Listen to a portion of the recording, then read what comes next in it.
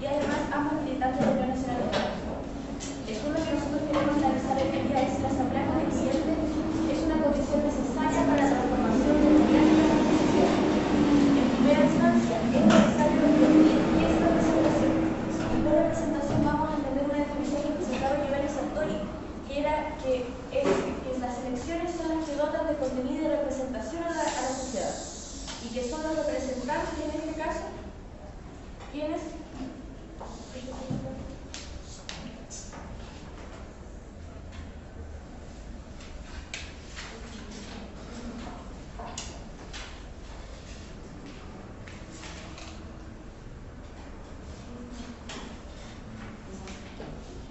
son estos representantes que escogen a sus estos representados, quienes escogen a sus representantes deben ejercer un control sobre estos mismos accionarios.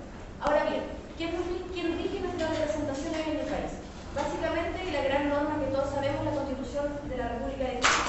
Si bien es cierto, existen otros tipos de representación de otros tipos de leyes, es esta norma quien contiene todo el aparataje político institucional quien va a venir a definir cómo nos vamos a poder representar ante el gobierno.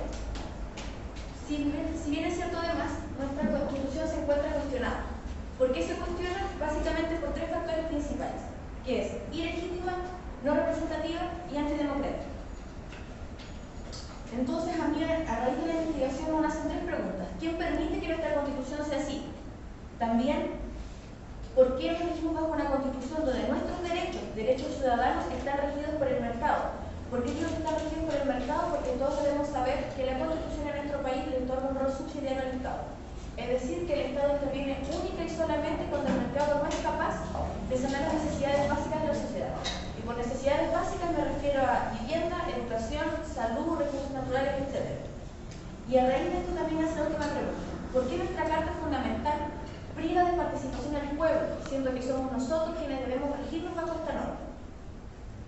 Para responder la pregunta inicial, nosotros consideramos dos variables dependientes entre sí. Primero es la Constitución de 1980, que es la actual Constitución que nos rige, y en segunda instancia consideramos los movimientos sociales. En cuanto a la Constitución de 1980, antes de definirla y analizarla, es necesario que nosotros sepamos qué es necesario para aprobar una Constitución. Las Constituciones en nuestro país han nacido todas a raíz de diferentes quiebres democráticos e institucionales. Muchos autores, como lo son Gustavo Ruz, como lo son Salazar, plantea que para que haya una nueva constitución o un nuevo proceso constituyente tiene que haber un quiebre institucional. Y sin duda, nosotros estamos hoy en un quiebre institucional. Es por eso que se dan los cimientos para que nosotros podamos plantear el interrogante de que es necesaria una nueva constitución en nuestro país. Hay dos formas de que se pueda aprobar una constitución: asamblea constituyente y referendo plebiscito. Asamblea constituyente es lo que nosotros estamos pidiendo, y referendo plebiscito fue lo que se hizo para la Constitución de 1980. Entonces, ¿qué pasó en Chile? Creo que no es necesario ahondar en todo el contexto político al cual nos encontramos en el año 1973 con la ruptura de la democracia, con la llegada del gobierno militar al país. Pero sí es importante destacar que hubo un quiebre que al momento de que llega el general Augusto Pinochet al poder, salva al país de este yugo marxista y logra instaurar una nueva institucionalidad en el país, una institucionalidad que para ellos es la correcta. Ellos sacan ese concepto de socialismo que planteaba Salvador Allende e instauran el concepto de capitalismo, neoliberalismo, el mercado por sobre el Estado, siendo estos los cimientos de nuestra Constitución. Por lógica, comprenderemos que si estamos en una dictadura, al general en ese momento no le convenía hacer una asamblea constituyente, porque le iba a dar voz y voto a nuestro pueblo. ¿Cuál fue el método utilizado? Según lo que mencioné anteriormente, el referendo o plebiscito. ¿Cómo funcionó esto? Y yo coloco la palabra fraude, y aquí es donde yo más me quiero detener.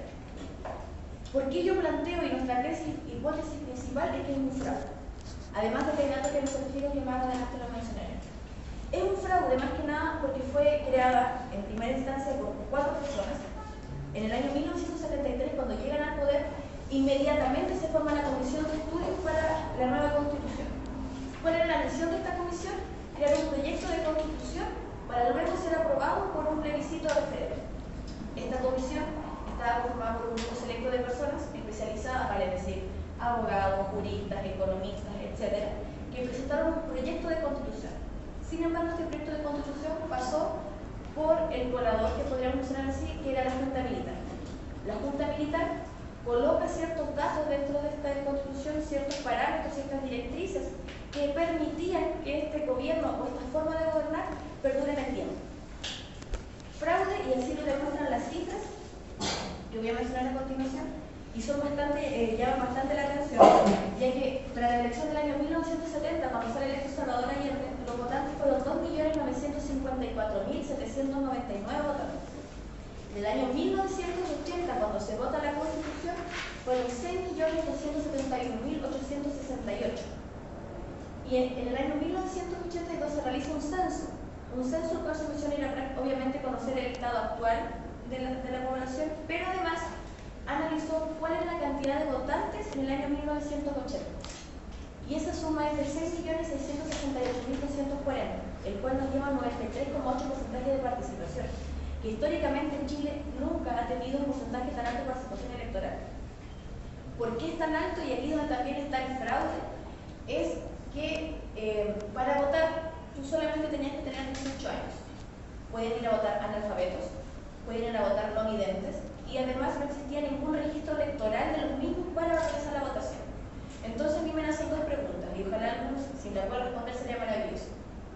¿Hubo algún grado de apoyo a estas personas para votar? ¿Había una guía? Y si había una guía, esa guía era militar. O sea, perfectamente podemos inferir nosotros que si había una guía militar a un no vidente, perfectamente le podría decir que marcó el no, pero está marcando el sí. Más aún, si no había registro electoral, podía votar cualquier gente. No había un registro electoral que te certifique que tú ya votaste. Y ese es el caso principal que se da con la gente de la CNI y la DINA, que han dado su declaración de que ellos votaron más de una vez. Y no tan solo ellos, sino también oficiales del ejército o los mismos acuartelados. Y me resulta aún más sorprendente cifras que yo encontré en un libro que habla de que en ciertas ciudades, comunas de Santiago o ciudades alrededores, los votantes excedían a la cantidad de votantes que podían votar. Solo por nombrar algunas. En Valparaíso podían votar 437.060 personas y votaron 437.293 personas. Ya hay un desfase de un 2%, superior al real espectro electoral. Otro, por ejemplo, en Huasco, podían votar 32.980 personas y votaron 33.635. Son aproximadamente 6-7 ciudades que se conocen los datos que votaron más de lo que realmente existían. Y eso ya genera un desfase de un 4 o un 5% del 100% de la población para votar. Lo que yo les comento se sustenta en esta declaración del agente Vergara, que es plasmado en el libro La danza de los cuerpos de Javier Rebolledo. Él claramente dice acá que a ellos se les ordenó acudir a diversos centros de votación a votar por el sí, pero a través de una ronda. Y él también plantea que se encontraba en ese recorrido algunos funcionarios de otras reparticiones que andaban en lo mismo. Es decir, a estos agentes, a los mismos oficiales, como yo les mencionaba, se les dio la orden desde la Junta Militar de ir a votar más de una vez. Porque simplemente la manera en que tú votabas era que te cortaban la puntita del carnet. Pero siendo ellos oficiales del ejército, tenían toda la autoridad para ir a votar cuantas veces quisieran. Y eso está plasmado en los diferentes informes que emanan de este proceso vivido en nuestro país. Entonces, ¿cuáles son las consecuencias principales a este gran fraude de nuestra Constitución? Una crisis de representación sin duda. No tenemos una Constitución legítima. No tenemos algo que haya emanado de nuestro pueblo, que haya sido plasmado entre las necesidades que nosotros encontramos que eran necesarias en ese tiempo. Hay un modelo político completamente agotado y hay un modelo político heredado desde la dictadura militar que coarta los derechos de las personas. Las personas en esta dictadura no tienen derecho a manifestación. Las personas en esta dictadura ven mermados sus derechos y tienen que pagar por los mismos, pagar por una educación, pagar por una salud, pagar por tener una vivienda digna, siendo que es el Estado quien debe proporcionar estos derechos para la ciudadanía. Y el Estado, ¿qué hace en esta Constitución? Se lo entrega al mercado, generando así la economía y el modelo político capitalista imperialista que nosotros tenemos hoy en día. Entonces, y aquí está una frase que es muy célebre, que la plasmea el gran cabeza de la Constitución política, que es Jaime Guzmán, que dice: esta Constitución está tan bien hecha que quien sea que gobierne tendrá que hacer lo que nosotros haríamos en el gobierno. Es decir, puede haber un gobierno de izquierda y con esta misma Constitución va a tener que gobernar tal cual como lo hiciera un gobierno de derecha. ¿Por qué? Porque estos pensadores fueron tan inteligentes que buscaron todos los mecanismos para no poder cambiar esta Constitución. Es por eso que nosotros hacemos el llamado abierto a la Asamblea Constituyente. Cuando yo hablo de crisis de representación, hablo de un quiebre entre representantes y representados. Representados somos todos nosotros quienes vamos a elegir nuestro derecho de sufragio, porque cabe mencionar que el único modelo de participación que plantea la Constitución son las votaciones directas presidenciales, parlamentarias, alcaldes, concejales, bueno, ahora los políticos. Y esto sin duda este quiebre lleva a una crisis democrática. Si hay un quiebre entre representantes y representados, quiere decir que hay una crisis democrática, porque el representado no se siente, representado, ¿cuál es la redundancia? Es su representante. Entonces, ¿en qué radica este quiebre? Lo que ya he mencionado anteriormente, que es el principio de subsidiariedad del Estado, que lo encontramos en el artículo 1, inciso 3 y 4 de la Constitución y en el artículo 19, inciso 21, 22 y 23 de nuestra Constitución política. ¿Cómo se manifiesta esta crisis? ¿O cómo se manifiesta este quiebre entre representante y representado? Hay una desafección ciudadana que los compañeros anteriormente ya expusieron muy bien. Hay demandas que no son capaces de ser resueltas por quién, por esta clase política dominante. No son capaces de resolver todas las demandas que hoy día la ciudadanía pide. Hay representantes incapacitados, hay desprestigio sin duda de la clase política, hay una falta de credibilidad política. Ayer una de las ponencias planteaba en la ponencia magistral de la mañana que la credibilidad y el prestigio de la clase política era una de las más altas. La gente no cree en los partidos políticos, la gente no cree en sus congresistas. ¿Qué hace esto? ¿Cuál es el método más fácil de entender esta desafección, esta falta de interés en la política? Es los porcentajes de participación en las elecciones. En el año 1988, en el retorno a la democracia, votó el 90% de la población habilitada para votar. En el año 2009, en la última elección, cuando sale electo el actual presidente Sebastián Piñera, hay solamente un 60% de participación del electorado actual. Hay 30% menos de participación. ¿Y por qué? Más que nada porque hay una falta de credibilidad y una crisis institucional. Las instituciones ya no son capaces de subsanar, de sanar y solucionar los problemas que la ciudadanía tiene.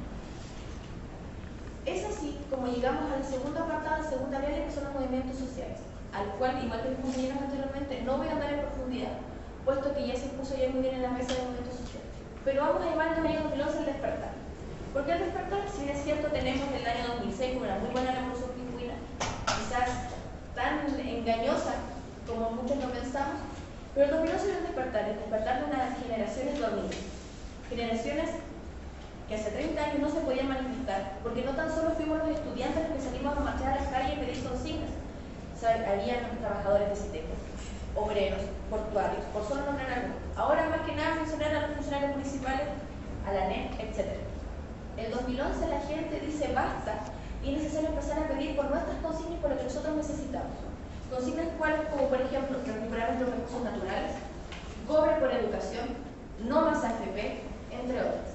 Y aquí dejo una cita de Sebastián Farfán, militante también de la Unión Nacional Estudiantil y además uno de los dirigentes sociales del movimiento, en el cual él plantea que esta crisis que yo mencioné anteriormente está dada porque las instituciones no son capaces de responder a estos requerimientos de las personas. Hay sectores que pasan solamente por la vida política, que no se preocupan de la gente y que están solamente en el poder. Él habla de una crisis de representatividad. Entonces, ¿cuál es el fundamento que nosotros planteamos para que este movimiento social sea válido? Que es la autodeterminación de los pueblos.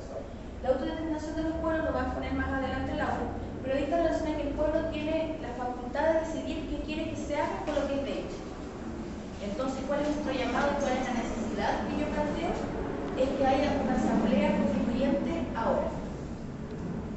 Buenos días, para seguir por mi compañero debemos responder una pregunta fundamental. ¿Qué es la asamblea constituyente? Genéricamente podemos referirnos a que es un grupo de personas que está reunida para editar una nueva constitución. Hay dos maneras de distinguir una asamblea constituyente.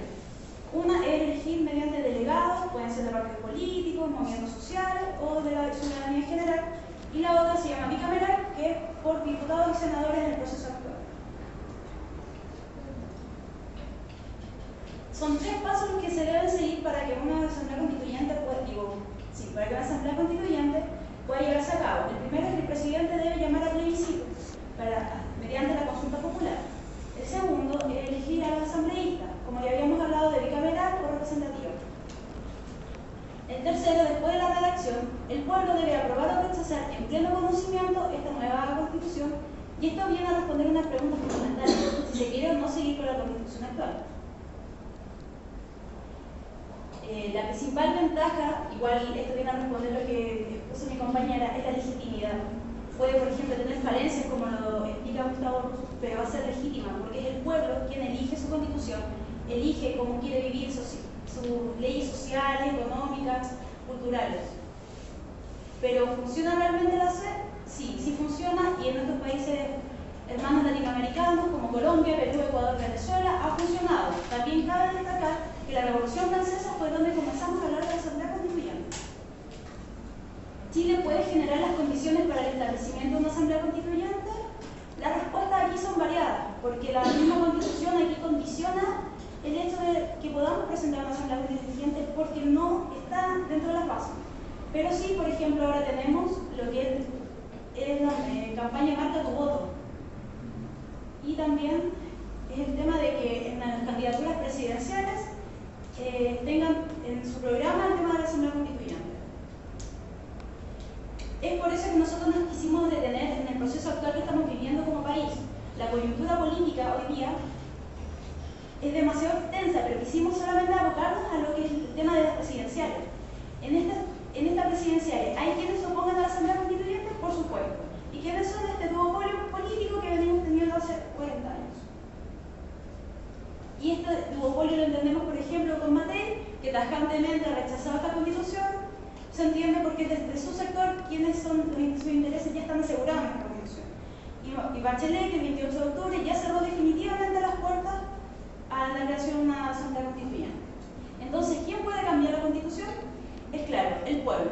¿Y cómo? Con el respaldo del presidente de la República.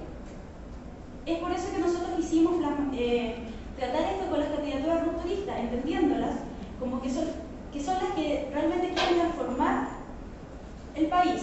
Son reformas profundas, transformaciones profundas, que no van ni siquiera de la mano de la alianza o concertación. Acá tenemos 5 candidaturas que las consideramos como rupturistas. Tenemos Alfredo Schleyer, que él plantea que sí, debe haber una Asamblea Constituyente, pero Chile primero debe analizar su idiosincrasia para así poder plasmarla en una nueva constitución. Roxana Miranda, ella ha dejado en claro que sí quiere una Asamblea Constituyente, pero a la vez quiere permanentemente hacer consultas populares. Marco Enrique Molinari también deja claro que sí quiere una Asamblea Constituyente, pero esta que no responda a una crisis social, que sea un proceso largo. Por su parte, Franco Parisi no está de acuerdo con la Asamblea Constituyente, pero es como ese pololeo entre el sí y el no, pero solamente por la vía institucional. Y por último, Marcel Clot, que ha dejado claro que sí quiere la nueva Asamblea Constituyente, que sea representativa y democrática. Tenemos los 2 amparos legales para defender la creación de una nueva constitución mediante la Asamblea Constituyente. Y la autodeterminación de los pueblos, que es un acuerdo firmado en la Unión de las Naciones Unidas, Organización de las Naciones Unidas, y el otro es el artículo 5 de la Constitución Política, donde deja claro que la soberanía recae en el pueblo.